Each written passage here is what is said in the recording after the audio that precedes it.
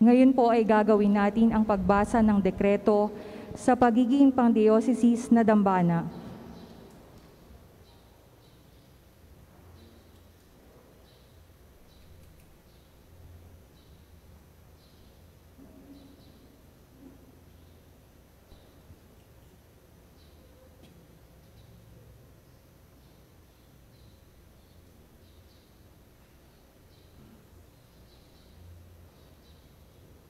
Decretum.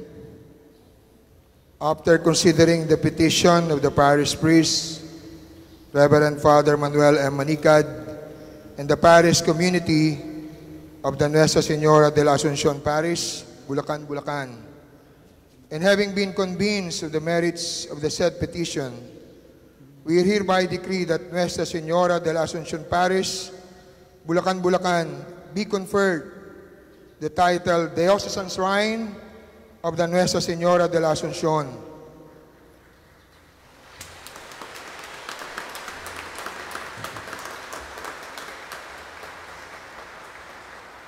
By this decree, we likewise grant to the said Diocesan Shrine of Nuestra Señora de la Asunción all the rights and privileges embodied in the statutes which we also approve at the same time. It shall be furthermore be governed by the provisions of Canon 1230 to 1234 of the Code of Canon Law. From the Cathedral Basilica Minore of the Immaculate Conception, Malolos City, Bulacan, on the 21st day of November 2020, memorial of the presentation of the Blessed Virgin Mary, in year of ecumenism, interreligious dialogue, and indigenous peoples. Signed, His Excellency Dennis C. Villarojo Didi, Bishop of Malolos. By the mandate of His Excellency, Reverend Father Zenon Dennis G. Santos, Diocesan Chancellor.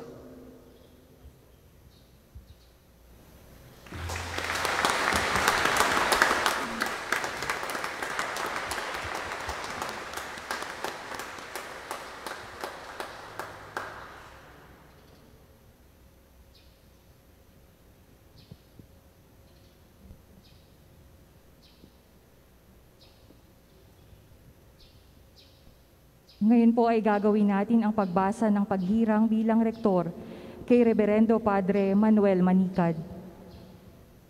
November 26, 2020. Reverend Father Manuel M. Manicad, Parish Priest, Nuestra Señora de Asunción, Bulacan, Bulacan.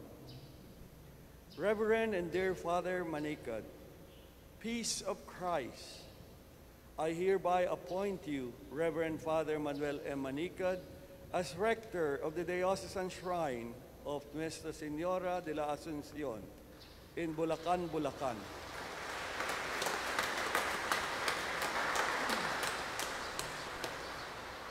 According to our local statutes and customs, your duty as Rector is specified by Canon 562.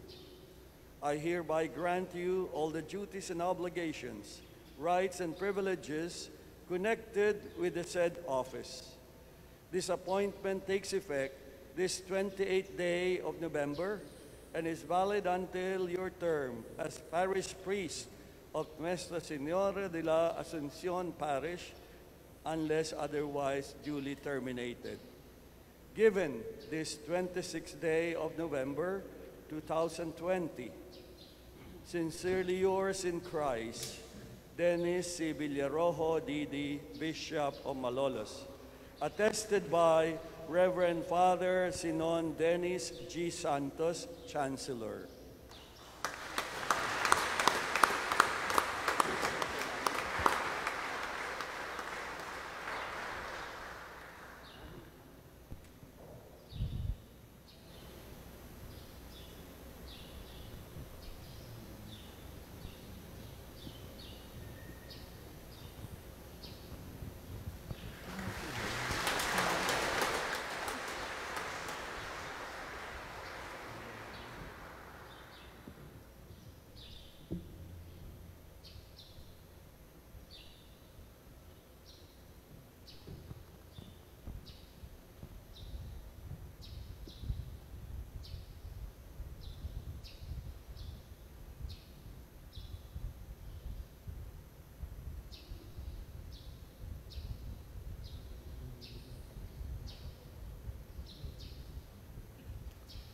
Minamahal kong Reverendo Padre Manuel Manicad, ngayong nahirang ang parokyang ito bilang pandiocesis na dambana ng Nuestra Señora de la Asunción, ikaw ay nihirang ding rektor ng dambanang ito. Bilang tagapagturo ng pananampalataya at tagapaglaganap ng debosyon sa Mahal na Birhen, hinihiling ko sa iyo ngayon na pangunahan mo ang iyong sambayanan sa pagpapahayag ng ating sinasampalatayanan. Magsitayo po ang lahat. Ngayon po ay gagawin natin ang pagpapahayag ng pananampalataya ni Reverendo Padre Manuel Manicad. Sumasampalataya ako sa isang Diyos, Amang makapangyarihan sa lahat, na may gawa ng langit at lupa, ng lahat ng nakikita at di nakikita. Sumasampalataya ako sa isang Panginoong Hesukristo, bugtong na anak ng Diyos, sumilang sa Ama bago pa nagkapanahon. Diyos buhat sa Diyos, liwanag buhat sa liwanag.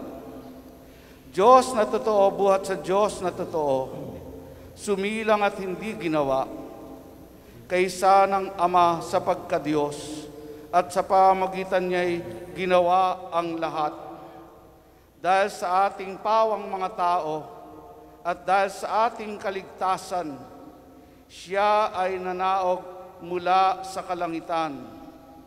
Nagkatawang tao siya, lalang ng Espiritu Santo, kay Mariang Birhen at naging tao. Ipinako sa krus dahil sa atin, nagpakasakit sa hatol ni Poncio Pilato, namatay at inilibing. Muli siyang nabuhay sa ikatlong araw ayon sa banal na kasulatan. Umakyat siya sa kalangitan at lumuklok sa kanan ng Amang may kapal. Paririto siyang muli ng may dakilang kapangyarihan upang hukuman ang mga buhay at mga patay. Sumasampalataya ako sa Espiritu Santo, Panginoon na nagbibigay buhay, na nanggaling sa Ama at sa Anak. Sinasamba siya at pinararangalan, kaysa ng Ama at ng Anak. Nagsalita siya sa pamamagitan ng mga propeta. Sumasampalataya ako sa isang banal na simbahang katolika at apostolika, gayon din sa isang binyag sa ikapagpapatawad ng mga kasalanan, at hinintay ko ang muling pagkabuhay ng nangamatay at ang buhay na walang hanggan. Amen.